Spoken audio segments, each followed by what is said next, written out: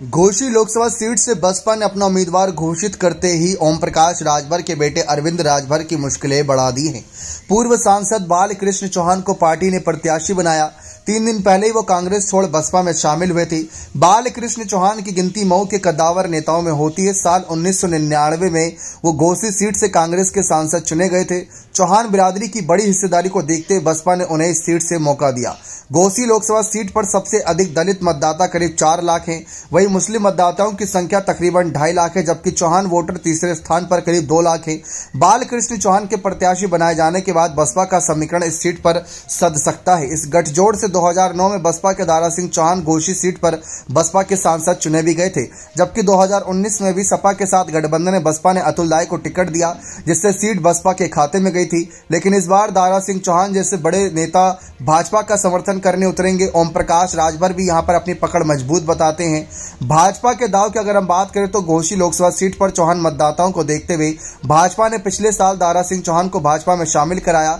इसी साल उन्हें मंत्री बनाया गया। भाजपा को उम्मीद थी कि दारा सिंह चौहान के प्रभाव से चौहान समाज का वोट उन्हें मिलेगा। माना जा रहा है कि पुराने और स्थानीय नेता बाल कृष्ण को टिकट देकर बसपा ने भाजपा की धार को कमजोर कर दिया है। न सिर्फ कमजोर बल्कि अपनी जीत की दावेदारी भी रख दी है। घोसी सीट की अगर हम बात करें 2014 में पहली बार भाजपा की जीत घोसी में किस वजह से हुई, इस सवाल के जवाब में अखिलेश सरोज बताते हैं कि मोदी लहर के बाद भी यहां पर बसपा के उम्मीदवार ने मजबूती से चुनाव लड़ा था। वो कहते हैं कि भाजपा के हरिंद्र नारायण राजभर को 3,79,000 जबकि बसपा के दारा सिंह चौहान को 2,33,000 वोट मिले थे। इस चुनाव में मुस्लिम मतदाताओं का बिखराव हुआ था।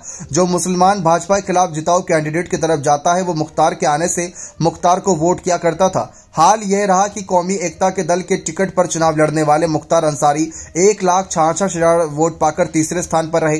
भाजपा 1,46,000 वोटों से चुनाव जीत गई।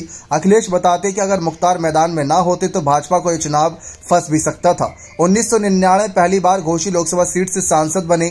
2004 से अगर देखें तो सपा के चंद्रदेव प्रसाद राजभर से चुनाव हार गए। 2012 में बसपा ने निकाला तो सपा में शामिल हुए। 2018 में सपा छोड़कर बाल कृष्ण चौहान बसपा में वापस आए। 2019 में कांग्रेस का दामन थामा। 2019 में कांग्रेस की टिकट पर घोसी लोकसभा सीट से चुनाव लड़े और हार गए। बाल कृष्ण चौहान कैसे यहां पर अपनी दावेदारी मजबूत रख रहे हैं वह भी जान लीजिए। दरअसल घोसी लोकसभा सीट को कठिन मानते हुए भाजपा गठबंधन ने अरविंद राजभर को मौका दिया। अरविंद योगी सरकार में मंत्री ओम प्रकाश राजभर के बेटे हैं। इस सीट पर राजभर मतदाता करीब 1.5 लाख के आसपास हैं। भाजपा को उम्मीद है कि सवर्ण वोटर उनके साथ रहे और राजभर चौहान वोट मिले तो यह सीट निकल सकती है। वहीं ओम प्रकाश राजभर ने भी घोसी लोकसभा सीट पर मुख्तार अंसारी के परिवार का प्रभाव देखते हुए मुख्तार को मसीहा बता दिया था। गुरुवार को यूपी के डिप्टी सीएम अरविंद राजभर के लिए कार्यकर्ता सम्मेलन में शामिल हुए और अरविंद को जिताने की अपील किया था। वहीं रविवार को डिप्टी सीएम केशव प्रसाद मौर्य भी मऊ पहुंचे थे। उन्होंने सोशल मीडिया वॉलेंटियर्स के कार्यक्रम में हिस्सा लिया था और भाजपा गठबंधन के प्रत्याशी को जिताने की अपील की थी। इस सीट पर सपा ने राजीव राय को टिकट दिया है। सपा को मुस्लिम वोटों का भरोसा है, साथ ही कैडर वोट और भूमिहार और सवर्ण वोटरों को साधने वहां से जीत की आशा में राजीव 2014 में इस सीट से लोकसभा का चुनाव हारे थे।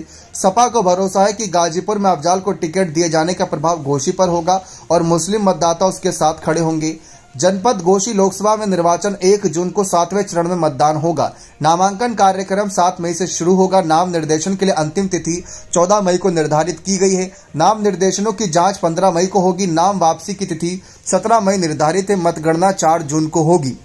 लेकिन अरविंद राजभर के लिए बाल कृष्ण चौहान एक बड़ी मुसीबत के तौर पर नजर आ रहे हैं, क्योंकि बहुजन समाज पार्टी के लिए सीट जीतना ज्यादा मुश्किल काम नहीं हो सकता। अगर यहाँ के हम असेंबली इलेक्शन की ही बात कर लें जो कि बहुत चर्चाओं में रहता है, तो अगर इन 5 सीटों की हम बात करें तो एकमात्र जो पूरे 403 उत्तर प्रदेश की विधानसभा सीटों में से एक विधायक है वो इसी घोसी क्षेत्र से आती है और वो है कहीं ना कहीं रसारा। जी हां, रसारा के यहाँ पर विधायक है उमाशंकर सिंह, जो कि बहुजन समाज पार्टी के चुनाव चिन्ह से जीते थे। उसके बाद मऊ से सुहेलदेव भारतीय समाज पार्टी का कैंडिडेट जीता था, जो कि पहले सपा के साथ थे। घोसी सीट पर सुधाकर सिंह समाजवादी पार्टी के जीते अभी हाल ही में उपचुनाव में।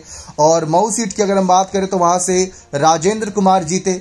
तो मधुबनी की अगर हम बात करें रामविलास चौहान की, तो इस सीट का समीकरण सीधे तौर पर त्रिकोणीय स्थिति बना रहा है सपा, बसपा और भाजपा के बीच। लेकिन बसपा के लिए यह सीट आसान हो सकती है। ऐसे में ही अरविंद राजभर के लिए मुश्किलें बढ़ चुकी हैं। बने रहे चैनल के साथ। बहुत बहुत धन्यवाद।